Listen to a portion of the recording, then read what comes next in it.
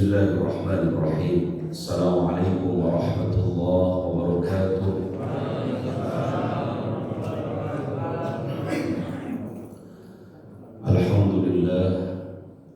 Alhamdulillahilladzi hadana lihada wa ma kunna linahtadiya laula an hadana Allah. Walhamdulillahilladzi an'ama 'alaina bi ni'matil iman wal islam wa ni'matil ihsana wa allafa baina qulubina fa asbahna bi ni'matihi ikhwana. Walhamdulillahilladzi anzala as-sakinata fi qulubil mu'minin liyajdadu imanan ma'a imanihim. Asyhadu an la ilaha illallah wa asyhadu anna Muhammadar Rasulullah. Nusalli wa nusallimu ala Rasulillah sayyidina wa maulana Muhammadin sallallahu alaihi wasallam wa ala alihi wa ashabihi wa ummatihi wa atba'ihi wa man tabi'ahum bi ihsanin ila yaumiddin. Fa ya ibadallah, usi nafsi wa iyyakum bi taqwallah faqad fazal muttaqun wa la tamutunna illa wa antum muslimun.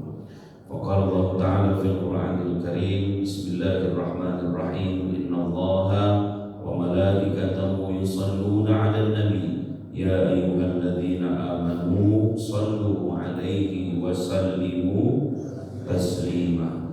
Sallallahu ala Muhammad sallallahu alaihi wasallam. Sallallahu ala Muhammad sallallahu alaihi wasallam. Ya Nabi salam alaika, ya Rasul salam alaika, ya Habib salam alaika.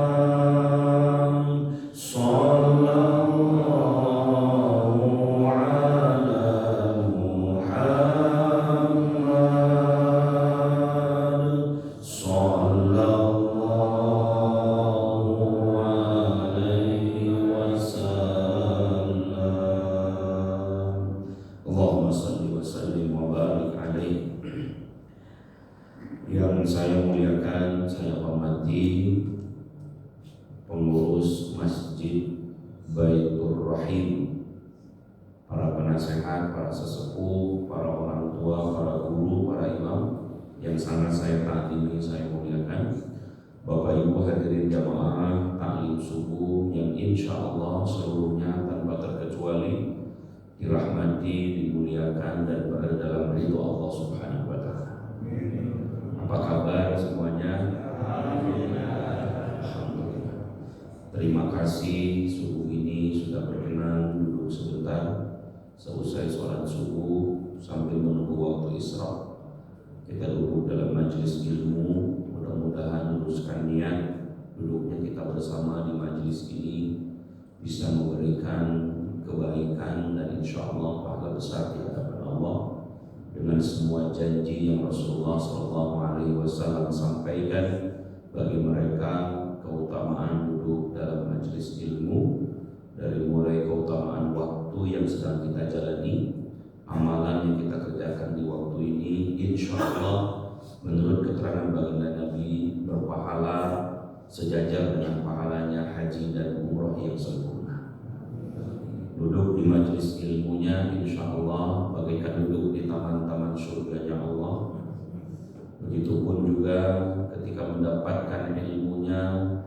mengkaji satu hadis maupun satu ayat dalam Al-Quran khairun min alfi sholatin rakaat, lebih baik daripada sholat 1000 rakaat sholat sunnah. Itu keutamaan orang yang mempelajari satu ayat maupun hadis dalam ilmu agama.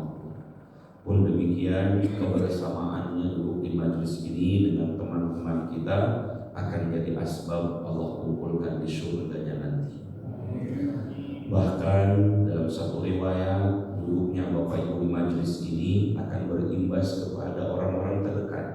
Setidaknya kata Nabi, orang yang duduk dalam majelis ilmu, Allah sedang mengampuni dosa kedua orang tuanya. Mudah-mudahan betahnya kita duduk ilmu ini mengundang seluruh keutamaan yang Allah dan Rasulnya janjikan. Dan yang paling hebat, mudah-mudahan duduknya di majelis ilmu ini juga insya Allah Allah mengangkat derajat kemuliaan kita. Yarfa'illahu alladhina amanu minkum walladhina utul ilma darajat. Allah akan mengangkat orang-orang yang beriman dan orang-orang yang suka senang dengan ilmu, diangkat derajat kemuliaannya. Maka Bapak Ibu, kata Nabi, pilihannya kun aliman au muta'alliman au mustami'an au muhibban wa la takun khamisan fatakla. Kalau bisa hidup ini, jadilah orang yang berilmu. Kalau tidak, menjadi orang yang mencari ilmu. Kalau enggak, yang ketiga, yang demen mendengar ilmu. Kalau enggak, yang keempat, berkhidmat dengan ilmu. Jangan jadi yang kelima, ngajar gak bisa, belajar gak mau, ngedengerin malas, duduk di majelis ilmu juga gak punya waktu. Fatahlah, maka engkau akan celaka dalam hidup. Apa yang Bapak Ibu dapatkan sampai pada subuh ini bagian di antara bimbingan ilmu yang Allah berikan kepada kita. Man arada dunya fa'alaihi bil ilmi, wa man arada al-akhirah fa'alaihi bil ilmi, wa man arada huma fa'alaihi bil ilmi. Siapa yang pengen meraih kebahagiaan dunia, ilmu kuncinya. Dan siapa yang ingin mendapatkan kemuliaan akhirat, ilmu kuncinya. Dan siapa yang menghendaki kedua-duanya, maka ilmu juga kuncinya. Maka jangan pernah berhenti sampai akhir usia dan sampai pulang kepada Allah. Tidak ada bekal yang terbaik melainkan ilmu, yang ilmu ini insya Allah menjadikan kita orang-orang yang mulia di hadapannya, insya Allah. Maka sebelum lebih jauh, saya menyampaikan, mari kita jaga kemuliaan majelis ilmu ini, agar ilmu ini bisa betul menambah ilmu kita. Kalau bisa setiap hari itu menambah, ilmu kita bertambah. Jangan sampai majelis taklim itu jadi majelis tajhil. Apa itu Ustaz? Bukan bertambah ilmu, tapi bertambah kebodohan kita. Karena ada sesuatu yang kita tinggalkan pada hakikat majelis ilmu itu. Harus bertambah ilmu kita. Bertambahnya ilmu itu akan bertambah ketaatan. Karena hakikatnya ilmu itu bisa mendekatkan dengan Allah. Kalau kita punya ilmu makin jauh dengan Allah, ada masalah tuh dengan ilmunya. Karena kalau dalam konsep tauhid ilmu itu semua mengarah pada yang sama, Allahul Alim, Allah yang Maha berilmu. Jadi apapun yang Bapak kejar di dunia ini, ketika mencari ilmu, idealnya ilmu itu bisa menghantarkan yang punya dengan Allah makin dekat. Maka kata Allah, lihat, innama yakhshallaha min ibadihil ulama. Sesungguhnya orang-orang yang sangat dekat dengan Allah itu, bahkan dia takut kepada Allah itu adalah orang yang ulama, punya ilmu. Dan hampir semua nabi dan rasul itu, Pak, senjatanya ilmu, bukan harta. Harta itu bagian terkecil dari manfaat ilmu. Ya kan? Orang bisa saja punya harta, belum tentu punya ilmu. Tapi kalau orang punya ilmu, udah otomatis, Pak, dia punya harta. Apa hartanya? Ilmu itu. Itu harta bagi dirinya. Dan kita lihat sejarah ke belakang, Fir'aun, Qarun, mereka orang berharta semua. Haman, orang berharta semua. Ya gak punya ilmu, tapi bukan gak punya ilmu untuk dunia. Ilmu yang dia miliki tidak mendekatkan dengan Allah. Gak kurang-kurang Fir'aun dengan Qarun itu orang hebat, orang gagah, banyak harta. Cuman ilmu yang dia miliki tak bisa mendekatkan dengan Allah. Makanya sensitif ilmu ini, Pak. Selip dikit bisa sombong, bisa jauh dengan Allah. Ada orang yang merasa pintar, bukan malah pengen dekat sama Allah, Pak. Dia malah jauh dengan Allah. Kenapa? Sombong dengan ilmunya, kebangkang dengan ilmunya. Ilmunya tidak sebagai alasan-alasan baginya menjauh dengan Allah. Nauzubillah min dzalik, ya. Maka kita sering berdoa, doanya Rabbi zidni ilman warzuqni fahman wa amalan salihan maqbulan mutaqabbala. Ya Allah, tambahkanlah ilmu kami dan berikan kami pemahaman dengan ilmu itu, yang dengan memahaminya itu amal kami jadi amal yang soleh, jadi amal yang diterima, yang makin dekat dengan Allah. Mudah-mudahan majelis ilmu yang seperti inilah yang kemudian menjadi mendekatkan kita dengan Allah, ya. Kalau kita kuliah, kita sekolah, yang disasarnya otak, Pak, biar pintar, biar hebat. Tapi kalau majelis taklim, yang disasarnya hati, biar adem, biar tenang, biar tahu diri siapa kita ini, dari mana mau kemana, gitu, Pak. Kan sebetulnya mohon maaf, kalau orang belajar tidak dibarengi dengan nilai-nilai kesolehan, nilai-nilai ketakwaan, nanti ilmunya gak jadi cahaya, bahkan menggelapkan dirinya, merasa paling pintar, sombong, paling hebat, kan gitu. Gak mau menerima masukan. Nah, ini bahaya nih. Orang kalau udah ngerasa pintar gak menerima masukan, Bapak Ibu. Apalagi dengan semua gelar-gelar yang kita miliki, Masya Allah, na'udzubillah min dzalik, ya. Maka mudah-mudahan sesekali waktu duduklah di majelis ilmu, ya kan. Setidaknya dengan duduk majelis ini ada satu pengingat bagi kita, ya kan, bahwa seyogianya dengan tambahan ilmu itu Bapak Ibu benar-benar makin soleh dan makin alim kepada Allah. Insya Allah bermohon kepada Allah, berlindung kepada Allah dari godaan syaitan yang begitu mudah untuk menyimpangkan ilmu yang kita dapatkan, bukan hanya menjadi cahaya, tapi kadang-kadang mungkin jadi sesuatu yang menghalang kita sampai kepada Allah Subhanahu wa Ta'ala. Mudah-mudahan dengan diawali dengan sholat subuh ini makin menguatkan kita, majelis taklim ini menjadi majelis yang bisa bertambah ilmu kita, memperbaiki amal saleh kita, dan mudah-mudahan kita tambah ilmu, tambah zikir kepada Allah. Nanti jadi majelis zikir, bukan sekedar majelis taklim, tapi majelis zikir yang dengan duduknya ini kita insya Allah menambah keimanan kita di hadapan Allah. Insya Allah. Salawat dan salam kita haturkan kepada beliau yang mulia Nabi Muhammad sallallahu alaihi wasallam. Baik, Bapak Ibu yang rahimakumullah, silakan dibuka kitab hadisnya. Kita akan coba mulai kembali membaca kitab hadis Mukhtarul Ahaditsun Nabawiyah. Mungkin ibu-ibu dan bapak yang lain ada yang mencatat sampai nomor berapa hadis kita? 179.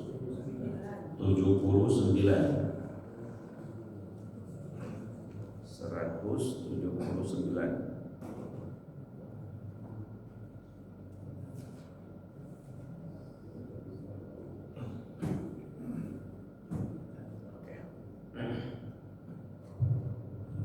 Sudah ada, bisa ketemu aktibil kalam, ya. Kita akan baca bareng-bareng. Yang ada kitabnya silahkan dibuka, yang ada kitab mungkin boleh mendengarkan sama aja, Pak.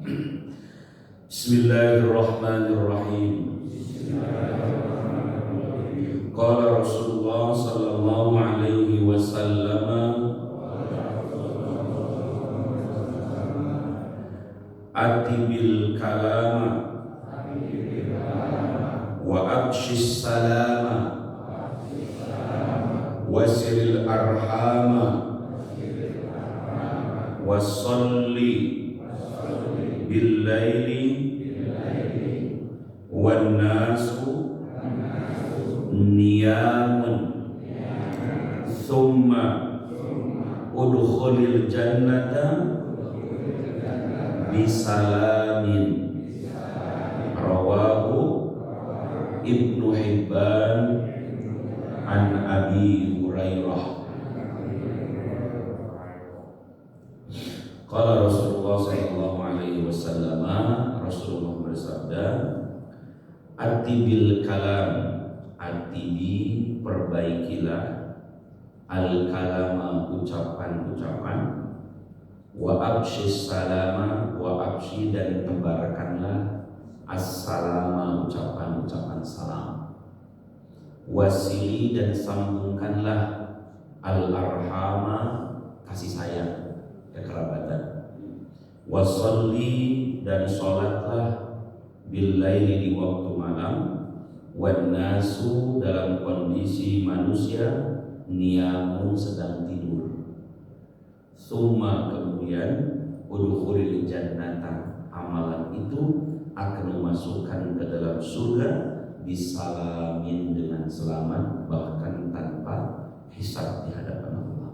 Rawahul hadis ini Ibnu Hibban oleh Ibnu Hibban an Abi Hurairah dari sahabat Abi Hurairah.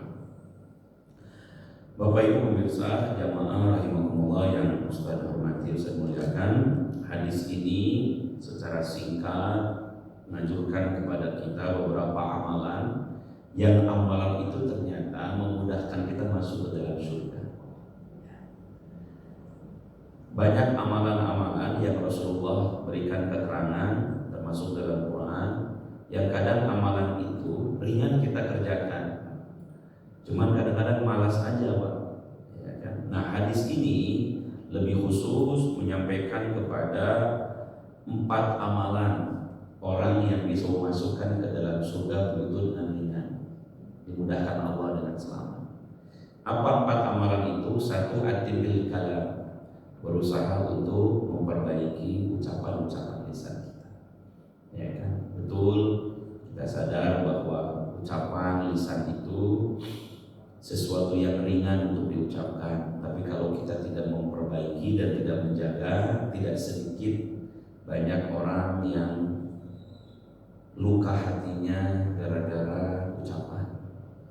Banyak orang yang renggang jaraknya gara-gara salah dalam berucap. Sederhana, sebenarnya nggak ada masalah Pak. Cuma satu masalahnya, salah ngomong aja. Gara-gara salah ngomong banyak kakak adik gak akur loh. Mohon maaf. Padahal awalnya nggak ada kebencian dalam hatinya, cuma salah ngomong doang Pak. Bahasa kita mah nggak maksud gitu ya. Kita ini nggak maksud mau nyakitin enggak. Cuma karena salah ngomong cedung aja kan ini ada yang ngomporin jadi itu Pak. Ngomporin itu apa? Ada yang nipas-nipas gitu kan. Yang nipas siapa? Istrinya.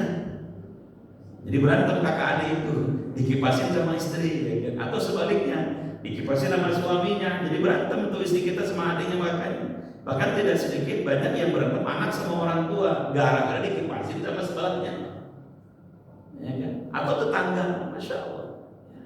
Maka betul kita ini diminta oleh Allah ya untuk bisa menjaga lisan itu ya, karena lisan ini subhanallah ya kan. Kalau pepatah apa? Memang bibir tak bertulang apa gitu ya. Apa lidah? Bibir apa? Lidah tak bertulang. Lidah tak bertulang ya kan. Tetapi apa? Ya kan ucapannya itu menghujam ke dalam hati orang lain ya kan. Bahkan acap kali kita juga mungkin kadang-kadang bisa termotivasi dengan lisan seseorang ya kan. Dan kita memang kalau bisa ya kan dalam usia-usia seperti ini nih ya harus bisa benar-benar menjaga lisan. Jangan sampai kita ini di akhir usia menyakiti orang lain dan adalah lisan kita ini ya kan.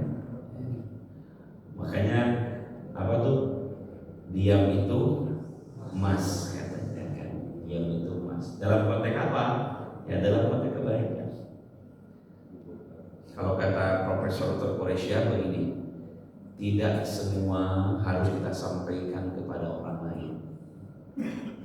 Tidak harus semua katanya. Bahkan dalam konteks ilmu pun tidak harus apa yang kita tahu itu Pak disampaikan kepada semua orang. Bukan berarti menyebut ilmu, bukan. Kita lihat dulu ini yang dengar ini nanjaknya kita sampaikan ini. Apalagi kalau dalam konteks sesuatu yang di luar nalar manusia. Tidak semua orang bisa menerima tentang ajaran tasawuf, ya kan? Kalau disampaikan kepada orang yang awam, nanti ujungnya tidak kenal syariat. Bapak nggak sholat juga, sing penting eling aja. Ayo coba. Akhirnya jamaah Baitur Rahim nggak pada sholat. Kan ngapain sholat tuh kalau masih berantem kan gitu. Kadang-kadang acak paling mudah tuh ngomongnya tuh. Ngapain sholat juga kalau masih pelit sama tetangga. Ngapain sholat juga kalau masih berantem. Secara sepintas benar Pak. Kan? La yu'minu ahadukum, tak beriman salah seorang di antara kalian yang tidak memuliakan saudaranya, tak menghormati tetangganya. Ya kan? Al-bakhilu aduwwullah, orang yang pelit musuhnya Allah. Secara sepintas benar. Ngapain sholat masih pelit? Seakan-akan sholat itu gak penting Pak. Padahal kalau ditelisik lagi, mohon maaf, orang yang sholatnya benar pasti dermawan. Orang yang sholatnya benar pasti baik dengan tetangganya. Tiba-tiba karena dia belum punya pemahaman dasar, dia ngomong begitu. Gak usah sholat, gak apa sih, penting eling aja udah deh. Makanya muncullah ajaran eling, agama eling gitu Pak, agama eling, ya kan? Iya kan? Ditambah lagi dengan dalil, tambah lagi orang tua kita dulu gak pernah sholat, ragu-ragu aja. Lah kamu ini sholat tiap waktu, cudang-cudung, masih aja berantem, ngapain? Bibir monyong ini tiap hari, ngaji tiap waktu. Itu kalau Bapak ngomongin istri kan begitu kadang-kadang. Ngaji di tiap waktu, bibir monyong depan suami, kan jadi begitu. Ya kan? Kadang-kadang itu melukai gitu ya, gitu ya. Jadi tak semuanya yang bisa kita sampaikan, acap kali perlu didengar saja. Dan itu juga menjadi tawadhu kita.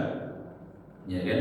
Saya yakin di tempat ini banyak bapak yang lebih pandai, lebih pintar, lebih tahu dibanding saya. Cuman karena tahu dia konsepnya, udah duduk aja dia, duduk dengerin aja gitu. Iya kan? Kata Quraisy itu begini, kalaupun dia benar dalam bicara, jadi kalau ada orang yang ceramah, orang menyampaikan ilmu, apapun bentuknya Pak, kalau dia benar, maka engkau berada pada kebenaran itu. Dia begitu ya benar. Tapi kalau yang ngomong ini salah nih, saya ini salah nih, maka mohon maaf, yang jadi penyakit salah bukan Bapak Ibu, tentu dengan saya. Salah dia sendiri yang salah, ditanggung kesalahannya oleh dirinya. Jadi kalau benar dan kita diam dengan kebenaran itu, maka kita mendapatkan kebaikan dengan benar itu. Kau berada di sana. Tapi kalau salah yang disampaikan, Bapak Ibu terlepas. Yang salah ya fokus kembali menyampaikan itu Pak. Diam itu begitu. Diam itu begitu. Ya kan? Tapi mungkin dalam satu waktu perlu juga kita bicara speak up pada sesuatu yang mesti kita luruskan. Terutama dalam hak orang lain, ya kan? Sesuatu yang mohon perlu ada pembenaran, itu pun dalam konteks dalam persidangan pengadilan diminta jadi saksi, maka mesti speak up. Ya, tapi kalau sekiranya mohon maaf, ketika kita bicara jadi gaduh, mending gak usah. Nah di negara kita ini sekarang Pak, gampang ngomong. Karena gampang ngomong, gaduh kita ini Pak. Kan yang buat itu netizen sebenarnya Pak. Yang buat gaduh itu kan netizen kan, komentar ini, gitu kan. Jadi hadis begini ini penting nih di akhir-akhir zaman ini.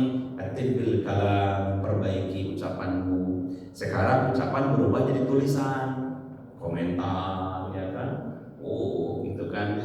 Like and dislike, ya kan. Suka dan tidak sukanya diucapkan, masya Allah. Nah, secara sederhana, kita dalam kehidupan ini adalah kalau bisa perbaiki ucapan kita, kalau nggak bisa baik ngomong mendingan diam. Kan mendingan diam, karena setiap ucapan yang keluar akan dihisab oleh Allah Subhanahu wa Ta'ala. Moga Bapak Ibu diperbaiki, lihat ini kata Nabi, orang yang bisa menjaga lisannya maka dia berpeluang dengan lisannya masuk ke dalam surga. Atibil kalam. Yang kedua wafsis salam, tebarkan salam. Nah ini juga bagian di atas sunnah, ya kan? Tidak ada ucapan dalam pertemuan sapa yang disunahkan Nabi, tapi kita katakan kan Assalamualaikum, Assalamualaikum. Setelah kita gali dalam riwayat, ternyata ucapan salam itu Pak, bukan sekedar ucapan tanpa makna, tapi ucapan yang dalam banget tuh. Ya, kata Imam Ali Al-Qarni disebutkan orang yang mengucapkan salam, Assalamualaikum warahmatullahi wabarakatuh. Kemudian orang menjawabnya Waalaikumsalam warahmatullahi wabarakatuh. ternyata antara ucapan dan jawaban itu adalah dalam konteks sedang mendoakan. Ya. Apa yang didoakan Ustaz? 3, bahkan 30 kan kemuliaannya. Salam, rahmat, barakah. Salam itu identik dengan kesehatan. Rahmat identik dengan umur yang selamat, panjang. Barakah identik dengan harta atau rezeki yang banyak. Jadi kata beliau, kalau ada orang ucapin begini, Assalamualaikum warahmatullahi wabarakatuh, itu sebetulnya bukan sekedar tanda menyapa, bukan, atau membuka, bukan, tapi dia sedang berdoa begini, semoga kalian semua badannya sehat, umurnya panjang, duitnya banyak. Nah, Bapak amin kan? Amin gitu. Cuman jangan amin kalau pas jawab Waalaikumsalam warahmatullahi wabarakatuh. Jangan begini, Assalamualaikum warahmatullahi wabarakatuh, amin. Nggak begitu. Nanti tetap jawab Waalaikumsalam warahmatullahi wabarakatuh. Karena ucapan salam itu 3 makna sekaligus mendoakan 3 hal. Salam, rahmat, barokah. Salamnya badan sehat, ya kan, rahmatnya umur panjang, barokahnya rezekinya mengalir. Sekarang saya bertanya, ibu mau nggak badan sehat, panjang umur, duit banyak? Oh mau, saya juga mau bu. Iya kan? Jadi kalau boleh memilih kan nggak yang ketiga-tiganya kan? Ya kan, ada orang badan sehat, umur panjang tapi nggak punya duit, wah susah juga pak. Pusing tiap hari, mau ini pengen itu nggak bisa. Ada orang mohon izin, duit banyak, umur panjang tapi sakit-sakitan, mau nggak pak? Aduh, ngerepotin orang 3 tahun sakit gak sembuh-sembuh, ya kan pak? Muring-muringan itu, nggak mau juga kita. Atau mungkin yang ketiga, badannya sehat, duit banyak, tapi umurnya nggak panjang, ya habis lah semua baik, nggak bisa dimati hidup. Yang paling repot 3-tiganya ada, badan sakit-sakitan, umurnya pendek, duit nggak punya, udah nggak langsa banget ini pak. Nah kita nih kalau bisa 3-tiganya dapat, ya kan, badan sehat, ya kan, umurnya alhamdulillah nggak panjang-panjang amat tapi standar lah. Umat Nabi kan 60-70 ya. Kalau sampai 80 udah dahsyat banget. Alhamdulillah. Umur 80 tahun, badan sehat, ya kan, harta masih ada, ya kan, ibadah kencang, masya Allah, istri masih muda, cakep banget. Ya kan, kalau bodoh kan hanya usia, kan bisa dipermudah istri kita itu pak. Ya kan, sekarang ini walaupun sudah 80 tahun istri bisa dipermudah kalau duit banyak pak, gampang pak. Ya kan polesan semua perempuan itu pak. Jadi kalau pengen cantik istrinya mahal cantik itu, tinggal boleh dikit cantik pak. Ya kan begitu. Jadi dahsyat itu. Ya kan? Nah salah satunya salam. Maka bapak ibu jangan malu. Kita tuh sering malu pak kalau kita ucapin salam. Kita lagi bangga ngomong, coy, woi kata dia, salam lah, assalamualaikum. Itu yang paling penting, assalamualaikum pak. Ya cukup. Ya kan, apalagi assalamualaikum warahmatullahi wabarakatuh. Cuman memang kalau kesunahan para ulama yang ngucapin sampai salam, tapi yang jawab sempurnain. Bapak coba assalamualaikum. Nah yang jawab, waalaikumsalam warahmatullahi wabarakatuh. Insyaallah tuh. Nah ini Nabi menyebutkan hakul muslim ala muslim situ, jadi yang lain. 6 kewajiban dan hak seorang muslim ketika bertemu dengan muslim yang lain. Idza laqitahu fasallim alaihi. Kalau engkau bertemu dengan saudara muslim, maka apa? Sampaikanlah salam. Hukum mengucapkannya sunnah, menjawabnya wajib. Syarat yang mengucapin sunnah, yang jawabnya wajib. Ya kan, padahal yang berat itu yang mengucapin duluan pak. Ya kan pak, saya malu ucapin salam, sampaikan aja. Ya. Belum lagi pada faktor efek dari salam ya, dalam beberapa tulisan-tulisan para ulama hikmah tasyri dengan salam itu, ternyata bapak ibu orang yang memulai pertemuan dengan salam itu bisa mengurangi emosi. Bapak tuh lagi marah sama seseorang, mau ditemuin sama kita, saya lagi kesal nih sama dia, saya temuin nih. Pas ketemu, ucapin salam duluan, itu mohon maaf pak, turun emosinya. Awalnya ngomong gitu, turun emosinya. Itu salam itu pak, ya kan? Makanya kalau bapak ibu ditagih datang ke rumah, salam duluan kita. Kalau dia nggak salam dulu, nah, kadang orang lagi nggak salam lagi, tuh, boy, dulu, saya belum kamu tahu, assalamualaikum, salam dulu gitu, assalamualaikum, turun tuh pak marahnya. Cuman kadang-kadang kalau bilang, oh bisa salam-salam udah dah, saya mau ngomong, ya salam aja dulu, nggak apa-apa ya kan, coba aja pak. Biasanya orang yang mengucapkan salam itu bisa menurunkan emosi, baik emosi orang yang mendengarnya yang kita sapa, atau emosi kita yang menyapa, ya kan? Nah, dalam konteks kita berbicara memulai dengan salam itu adalah sunnahnya. Bahkan disebutkan katanya apa? La tasma'ul kalam qabla salam. Ini bukan hadis, tapi ini qaul ulama, tapi dikuatkan dalam riwayat. Itu ada hadis tentang salam. Kata ulama begini, la tasma'ul kalam qabla salam. Tidak ada kewajiban kau mendengarkan ucapan seseorang ketika dia tidak dimulai dengan salam. Jadi kalau ada ustaz, ada penceramah, gak dimulai dengan salam, tak ada kewajiban bapak ibu mendengarkannya. Pulang aja deh. Pulang aja. Makanya kita kalau bicara, kalau sambutan, dimulai dengan salam. Ya kan? Assalamualaikum warahmatullahi wabarakatuh. Begitu. Jangan langsung ngomong. Dah, saya mau ngomong dulu ya, dengerin semuanya. Dan pulang aja kalau gitu. Ya kan? Kenapa? Karena dia tidak memuliakan audiens. Muliakan yang dengar ini dengan salam doakan dulu kan itu assalamualaikum, sehingga nanti ketika bicara tidak terkesan banyak marah-marah ya, dengan salam. Tidak ada kewajiban kau mendengarkan ucapan seseorang yang tak dimulai dengan salam. Bapak kalau memulai rapat dengan keluarga di rumah ya kan, ngomong serius, ngomong dulu assalamualaikum warahmatullahi wabarakatuh. Ibu yang kita mau makan, muliakan anak-anakku semua yang bapak cintai, terima kasih malam ini sudah mau datang di malam libur, malam minggu kita kumpul. Mohon izin bapak ngomong satu, jaga sholat ya anak-anakku, ya, bapak ngasih nasihat sama anak-anak, jaga sholat dimanapun berada, sesibuk apapun sholat. Yang kedua, itu salam dulu, jangan lanjut ngomong, apalagi marah-marah, tinggalin marah. Ya, tidak semua solusi selesai dengan marah. Wa absis syarat, tebarkan salam. Secara umum bukan hanya ucapan, tapi memang hati yang menebarkan kedamaian. Salam dipahami bukan sekedar ucapan, tapi juga adalah dimanapun kita berada, kalau bisa kita ini menjadi orang yang menenangkan, mendamaikan. Kita ini kalau masuk dalam satu komunitas pak, jangan jadi biang keladi. Apa biang keladi itu? Biang kerok. Diundang di satu grup, malah ribut grup itu, gara-gara ada bapak itu gitu. Keluarin aja begitu tuh pak, nggak apa-apa. Ini yang ngundang, siapa yang diundang, siapa yang ribut, siapa? Harusnya, mohon maaf nih, ya kan yang diundang itu harus menjadi tamu di sana, jangan jadi tuan rumah. Ini baru diundang, udah ngeser yang nggak bagus. Orang yang lain menggerah dia, bapak ini siapa ya? Ini ngeser begini-begini aja, manas-manasin aja udah. Keluarin lagi tuh sama admin. Iya pakai begitu itu. Jadi biar kerok tuh, dia tidak bisa menebarkan kedamaian di tengah-tengah itu. Kita ini nggak boleh jadi konflik dalam satu masalah, jangan. Ya kan?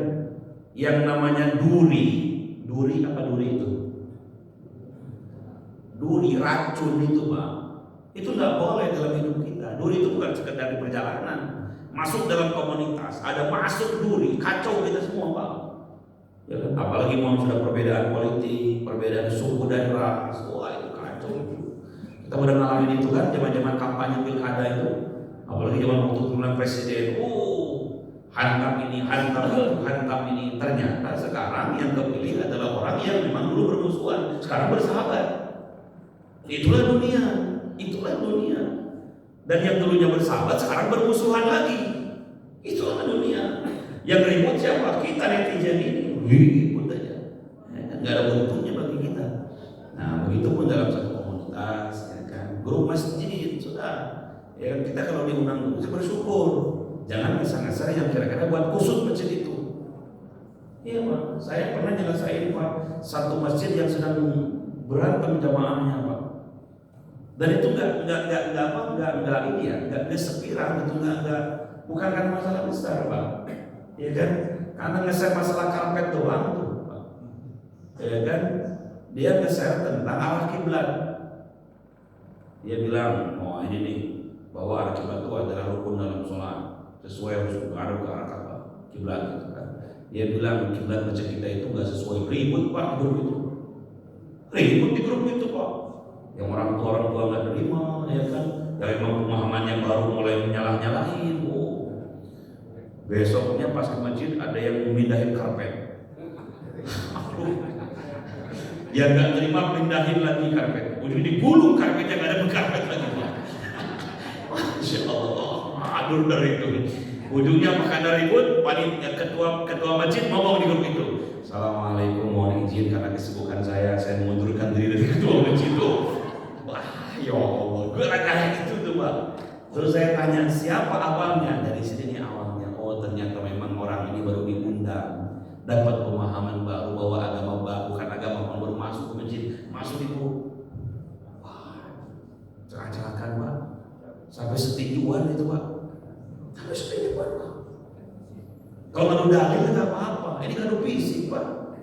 Ujungnya saling tersinggung, ujungnya bubar jamaahnya pak. Ada yang ke masjid sana, ada yang buat masjid baru. Masjid baru. Maka sudah, saya kalau Baitur Rahim insya Allah, kalau Baitur Rahim memang sudah rasik orang, ada masalah mengadu kemana mau aja, mengadu kemana aja boleh aja ya kan, kita kan bahasanya fa'in batul fasama Allah. Ya boleh kita memang diatur dengan baik. Ada apalagi masjid yang baru sensitif banget tuh. Nah, maka kita ini jangan jadi duri, jangan jadi yang kelanjutan. Tahu diri kita ini orang baru di grup ini, ya kan sudah. Lihat aja dulu ya kan apa ya gitu. Jangan komentar walaupun sesuatu itu menurut harus pelan-pelan ya kan. Belum tentu orang senang dengan komentar kita kan, apalagi dalam komentar kebanyakan. Kalau bisa kita menjadi orang yang memberikan ketenangan, kedamaian. Wa afsis salam ya kan. Barakan salam. Masya Allah ya kan. Dan jadi budaya kita kalau bisa Bapak Ibu di perumahan kita ini selalu kita mohon maaf ya kan, muslim berhusnul saja, ucapkan salam kepada siapapun. Mau di masjid, assalamualaikum, ya kan? Mau pulang, assalamualaikum. Cukup itu, assalamualaikum. Pahalanya gede banget tuh. Faedah tahiyatul bisalam kan, ketika engkau memberikan penghormatan dengan salam, maka balaslah penghormatan itu dengan lebih baik. Kita mengucapkan cuma assalamualaikum, nah, tapi kita jawabnya waalaikumsalam warahmatullahi wabarakatuh. Ya kan? Bahkan Nabi mengatakan sambil bermusafah, kan ada hadisnya itu, man yaltaqiyani min muslimaini fayusafahani ghufira lahum min dunubi hatta yatafarraqa baina yadayhi. Kata Nabi, siapa dua orang muslim yang bertemu kemudian dia bersalaman di antara keduanya, apalagi sampai cipika-cipiki. Apa cipika-cipiki itu pak? Cium pipi kanan, cium pipi kiri. Ibu-ibu bisa begitu tuh kan? Ya kan, bawa bicara, tapi ada juga ya kan, salaman, cipika-cipiki. Masya Allah. Siapa dua orang muslim yang bertemu kemudian dia bermusafahah, apa-apa, maka Allah ampuni dosa di antara keduanya sebelum tangannya berpisah dari keduanya. Maka jangan lama-lama salaman itu, jangan cepat-cepat salaman itu. Tak, salam. Ngobrol dulu kita sampai salaman ini. Apa kabar? Sehat. Lama benar, makin lama kita bergandengan tangan, makin banyak dosa diampuni oleh Allah. Ringan, sederhana, tapi kok malas kerjainnya kita. Nggak usah lama-lama. Kita malah bodoh sih, nggak usah lama-lama, penyakitan gua gitu. Semua kita bersalaman. Bayangin Bapak Ibu, dengan orang lain aja bersalaman itu, ya Allah ya Rabbana. Dengan orang lain bersalaman itu diampuni dosanya, apalagi istri yang salam dengan suami. Istri yang sungkem sama suami. Bapak kalau pernah lihat ada kitab yang tipis, tapi ini kitab mutabar, namanya kitab Uqudun Rijal Hukun fi Zawjaini, tentang hak suami istri. Ini kitab yang ringan, tapi kalau dibahaskan begini tentang keutamaan dalam berumah tangga, hubungan suami dalam berumah tangga itu pak. Sex education kalau dalam bahasa pendidikan yang mungkin gitu kan. Ternyata, masya Allah, ada riwayat-riwayat yang menerangkan tentang bagaimana keintiman dan keromantisan Rasulullah bersama dengan istri-istrinya. Ya, bahkan yang saya sangat menarik dan sekarang banyak ditinggalkan itu Pak, dua. Apa itu Ustaz? Ada 3 anggota tubuh yang sering, mohon maaf, Bapak lupakan dari istri untuk dicium tiap waktu. Dan ini kadang-kadang kita sering lupa. 3. 1 ubun-ubun, 2 kening, ketiga pipi kanan, pipi kirinya. Itu kalau bisa tiap hari Pak disentuh punya istri itu dulu.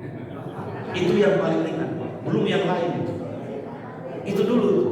Cium keningnya, mohon maaf, cium ubun, tahu ubun-ubun? Ini ubun-ubun. Ubun-ubun istri, kening istri, sampai ke kanan pikir istri. Dan ibu jangan pelit Bu, kasih tiap pagi tuh. Masya Allah. Ini bukan main-main Pak. Yang kedua dia laki-laki. Kalau laki-laki 2 Bu. Punggung telapak tangan, punggung tangan sama telapak tangan. Jadi kalau nyium tangan suami bukan begini. Bukan. Jadi caranya apa? Bibir kita itu disentuhkan dengan punggung tangannya sama telapak tangannya. Begitu cara istri mencium tangan suami. Pertanyaan saya, sampai usia 60 itu masih begitu apa enggak? Ya mau aja gitu, ya kan? Ya kan? Ya nikmat selesai sholat gitu. Itu hal yang ringan Pak, sepele tapi masya Allah. Perbuatan kerja tubuh yang sebegitu itu Pak, sendiri akan menguatkan kebersamaan sampai di masa tua. Sampai di masa tua. So, saling sadar aja. Yang sadar duluan siapa? Istri apa suami sadar duluan? Kadang-kadang ego kan kita. Oh, malu Ustaz. Ya kan, udah tua masih begitu. Justru udah tua itu mau mati bentar lagi kita ini Pak. Kapan lagi menghadirkan yang terbaik bagi pasangan itu? Ya kan, benar baik. Gimana caranya Pak? Kalau nanti Bapak itu mati, rasa kehilangan istri. Ya Allah, tak ada laki-laki yang paling baik kecuali dia. Saya ridho punya suami kayak dia. Oh, cakep tuh. Kalau bisa bilang begitu istri itu Pak. Tapi saya kalau istri begitu. Tapi yang paling hebat Bu, ya mohon maaf, sebaliknya. Gimana caranya mohon maaf ketika Bapak mati itu Pak, bilang istri, ya Allah, dahsyat banget suami saya. Begitupun ibu, kalau Bapak, mohon maaf, kalau ibu itu nanti mati, Bapak tuh bilang begitu. Dah ada lagi perempuan yang terbesit dalam hati saya kecuali dia ya Allah. Kemesraannya, kemuliaannya, senyumannya, tatapannya ya Allah. Sampai mengatakan apa? Ya Allah, saya ridho punya istri kayak dia. Lihat hadisnya. Man matat ibnu Adam. Sebenarnya matat perempuan di sana, muannas. Barang siapa seorang perempuan yang meninggal anak Adam, fahuwa, huwanya dominya laki-laki. Fahuwa dan suaminya radin anha, ridho kepada anha perempuan itu, istri itu, dakhalatil jannah bighairi hisab, maka seorang istri itu akan masuk ke dalam surga dengan tanpa hisab. Ibu mati duluan, bapak merasa ridho dengan ibu selama dilayani dalam rumah tangga. Wallah, kata Nabi, Allah masukkan ibu ke dalam surga dengan tanpa hisab. Tapi mohon izin, hadis ini Pak, jangan difahami misoginis. Maksudnya jangan sampai dari siapa, dari pihak-pihak perempuannya. Kalau hadis-hadis begini, pahami mubadalah, kesalingan. Tidak hanya istri yang harus baik kepada suami, suami pun harus baik dengan istrinya. Karena konsepnya wa'ashiruhunna bil ma'ruf. Kesalingan di antara keduanya. Kesalingan di antara. Bapak jangan nuntut istri mencium tangan kita kalau bapak pun tak pernah mencium keningnya istri kita. Mulai dari kita, ibu datang, ibu kasih kening itu, ibu kasih ubun-ubun itu, ibu kasih pipi itu. Selesai itu, bapak kasih tangan kita itu, Pak. Biarkan dia cium punggung dan telapak tangan. Lakukan itu tiap hari. Pasti ada perubahan dalam kehidupan rumah tangga kita. Rasakan Pak enaknya, dan pasti ada bedanya itu. Pasti ada bedanya. Coba. Yang sudah hambar-hambar rumah tangga mulai saya. Memang agak kaku Ustaz karena belum pernah dan jarang mulai. Oh kapan lagi? Siapa tahu seminggu ini Pak sebelum mati kita. Udah begitu belum mati. Kehilangan banget ya Allah. Lagi mulai baik-baiknya suami saya mati pula ya Allah. Lagi baik-baiknya mati. Absus salam ya. Tebarkan ketenangan, kedamaian. Ya.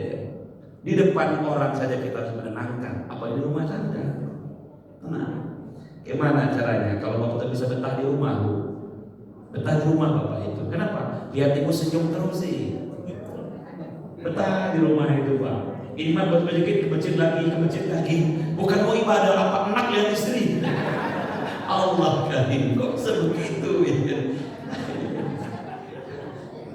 Betah di rumah itu. Udah dari masjid langsung pulang. Kenapa? Saya itu senang saya itu senyum aja. Dan itu memang luar biasa ya Pak. Kalau di situ senyum buat betah di rumah dan kita tanda bawaannya Pak. Tenang gitu. Ya kalau di situ cemberut aja, monyong aja, pusing di rumah itu kita kan. Maunya pergi ke dapur bingung, ke rumah makan bingung, ke depan rumah bingung berarti. Ya kan, Masya Allah, menentukan. Ibu juga begitu kali Pak. Kan gimana biar betah lihat Bapak itu. Kan mungkin begitu ya. Absus salat. Tebarkan salat. Ketiga, saya percepat. Wasilil arham. Apa itu Ustaz? Menyambungkan kasih sayang. Silaturahim. Orang yang menyambungkan silaturahim berarti orang yang betul-betul dia ingin berbagi. Tahabbu katanya kan, salinglah memberi maka akan saling mencintai di antara kalian. Tahabbu. Ya kan? Apa pemberian yang terbaik? Makanan, harta, ilmu. Saya berasumsi, mohon izin Pak, saya belum pernah ngasih apa-apa dengan Bapak Ibu dalam bentuk harta.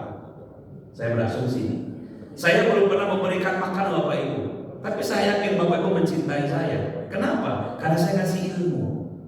Tahabbu. Kenapa ada penghormatan dari murid kepada guru? Karena boleh jadi yang dilihat oleh muridnya adalah bukan pemberian harta dari gurunya, tapi guru yang telah membimbing spiritualnya. Man ana laulaku. Siapa saya kalau tidak ada guru saya?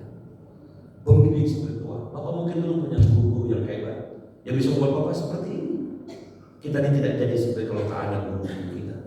Dan guru yang terbaik adalah kedua orang tua kita. Memang dia tidak memberikan apapun, tapi bimbingan itu yang terasa. Tahabbu. Maka kalau pengen erat silaturahim kita, saling memberi. Di masjid ini akan terus teringat Pak, kalau kita saling memberi. Akan terus teringat. Saya nggak mungkin lupain masjid Baitur Rahim.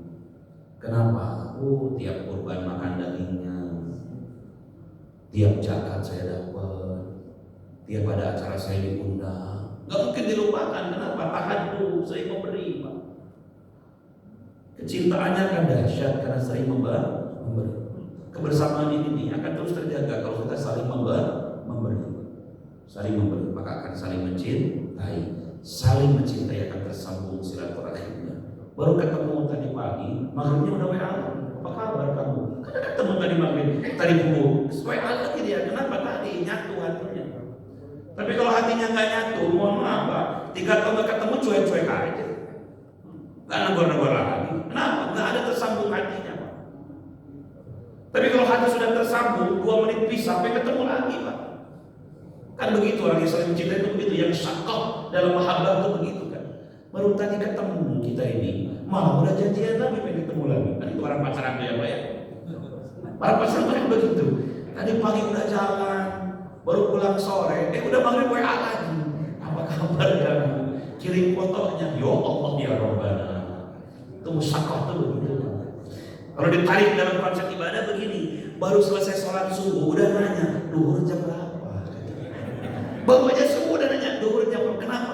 Saya kangen mau sholat. Ya Allah ya Rabbana. Coba begitu. Orang kalau sudah terikat hatinya dengan majelis ilmu, mohon maaf Pak, belum bubar sudah nanya, kapan ngaji lagi? Saya enak ngaji itu. Enak, saya kangen dengan pengajian itu. Belum bubar padahal. Belum bubar. Ya kan.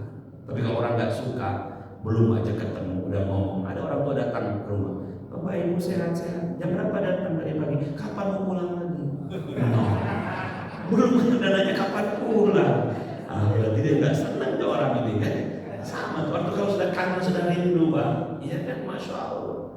waktunya akan betul-betul menjadikan pertemuan dengan dirinya. Maka sambungkan silaturahim dengan cara apa? Saling memberi. Yang keempat, wasalla bil laili wan nasi niyamun. Ada amalan yang tersembunyi kalau ini Pak. Salat di waktu sepertiga malam, di saat orang sedang tidur. Walaupun orang nggak tidur, minimal salat di sepertiga malam dalam kondisi sunyi. Ini adalah amalan yang sir, amalan yang rahasia antara hamba dengan Allah yang tak tahu di kalangan manusia. 4 amalan ini memperbaiki ucapan, menebarkan salam, menyambungkan silaturahim, sering sholat di waktu yang sepi di saat manusia tidur. Maka kata Nabi, amalan ini dengan mudah wa adkhilil jannata salam, akan memasukkan engkau ke dalam surga dengan begitu mudahnya. Amin Allahumma amin. Singkat padat hadisnya, mudah-mudahan makna bisa kita ambil dan bisa kita terapkan dalam kehidupan kita sehari-hari. Insya Allah. Sampai sini ada pertanyaan? 2 orang saya kasih waktu kalau ada nanya. Bapak dan Ibu. Bapak, Pak Haji boleh, silakan. Assalamualaikum warahmatullahi wabarakatuh. Mau pakai mic Pak Haji? Cukup ya. Ya, saya tentang menjawab salam. Ya. Di jawab salam sekarang kan ada istilahnya medsos. Ya. Bagaimana hukumnya menjawab salam melalui medsos? Karena bisa melalui grup WhatsApp, dan lain-lain, dan banyak kita yang menyampaikan salam melalui grup. Jika misalnya ada yang mengucapkan salam secara tidak langsung, misalnya melalui televisi, apakah kita juga wajib untuk menjawab salam itu? Terima kasih itu aja. Ya. Bagus pertanyaan. Ustaz, apa ada kewajiban kita menjawab salam ketika dalam suasana misalnya di medsos atau di televisi, atau mungkin menjawab salam dalam bentuk tulisan? Setidaknya ada beberapa keterangan para ulama. Setiap Bapak Ibu mendengarkan ucapan salam, jawablah. Karena boleh jadi ucapan salam bukan ditujukan kepada seseorang, tapi pada orang kebanyakan. Ya kan? Ada orang misalnya, mohon maaf, dia di speaker, Assalamualaikum warahmatullahi wabarakatuh. Bapak Ibu dengar, jawab. Karena yang begitu ada yang mendengar. Nah sekarang gimana kalau cuma baca? Disebutkan dalam keterangan al-kitabah wa al-kalamah. Tulisan itu sebetulnya adalah hasil dari ucapan. Kan sebenarnya kalau dia bisa ucapkan, ucap. Cuman karena dia tumpahkan dalam bentuk tulisan, maka dia mulai dengan salam. Nabi pernah membuat surat kepada Raja Hercules, Kaisar waktu itu. Dia mulai dengan Bismillahirrahmanirrahim, Assalamualaikum warahmatullahi wabarakatuh. Dan itu yang menunjukkan bahwa ternyata, mohon maaf, kita boleh mengucapkan salam kepada non-muslim Pak. Kan selama ini kita bilang dia bukan muslim, gak usah. Nabi pernah buat surat kepada Raja Hercules, itu mulai dengan salam. Bismillahirrahmanirrahim, Assalamualaikum warahmatullahi. Kenapa? Karena ada hikmah di sana. Jangan-jangan salam yang kita sampaikan itu Bapak Ibu jadi hidayah bagi orang ini. Kita coba sering baca hadis-hadis yang frontal. Hadis-hadis yang kalau ada orang non-muslim mengucapkan salam dengan kita, maka jangan dijawab. Kalau berjawab dengan sama alaika, kecuali lihat bagaimana ketika datangnya hadis itu. Yang dimaksud adalah ketika ada orang non-muslim mencemoohkan agama kita, istahzi, apa itu istahzi? Mengolok-olok ajaran kita, apalagi masalah salam, maka harus kau doakan dengan kebaikan, doakan keburukan. Ini ada orang bukan mengolok-olok, memang dia minta salam. Ada Pak anggota DPR RI itu, dia bukan muslim, tapi kalau sambutan dia salam. Dan salamnya lekoh dibanding kita. Assalamualaikum katanya. Ya udah kita jawab saja gitu. Jawab saja, enggak apa-apa. Kenapa? Dia bukan mengolok-olok, memang dia punya budaya, punya adat, dia tahu. Ini yang dengar ini adalah muslim, dia baca Assalamualaikum warahmatullahi wabarakatuh. Atau mungkin saya menyampaikan satu acara yaitu umum yang datang ini ada muslim. Salam enggak? Salam. Kenapa? Harapannya bagi yang muslim jadi doa, bagi yang belum muslim semua menjadi hidayah. Begitulah Islam menebarkan kecintaan Pak. Assalamualaikum. Karena mereka juga paham Pak, arti salam itu adalah kedamaian, ketenangan, cinta kasih. Mereka juga paham. Maka kita tidak boleh seuzon. Jangan dipatok dengan satu hadis yang ketika engkau mendapatkan salam dari non muslim maka jawab assalamualaikum. Lihat dulu kotek hadisnya. Mereka dulu istahzi, kenapa? Sedang mencemooh ajaran itu. Maka kita boleh membalasnya, Pak. Tapi dalam konteks kekinian kita tidak boleh suuzon. Kalau ada orang mengucapkan salam, langsung jawab saja Waalaikumsalam warahmatullahi wabarakatuh. Ya kan? Memang biasanya Pak juga ada yang mengatakan kita jawabnya Waalaikumsalam, ya kan? Didomahkan, jangan dimatikan. Waalaikumsalam warahmatullahi wabarakatuh. Begitu Pak jawabannya.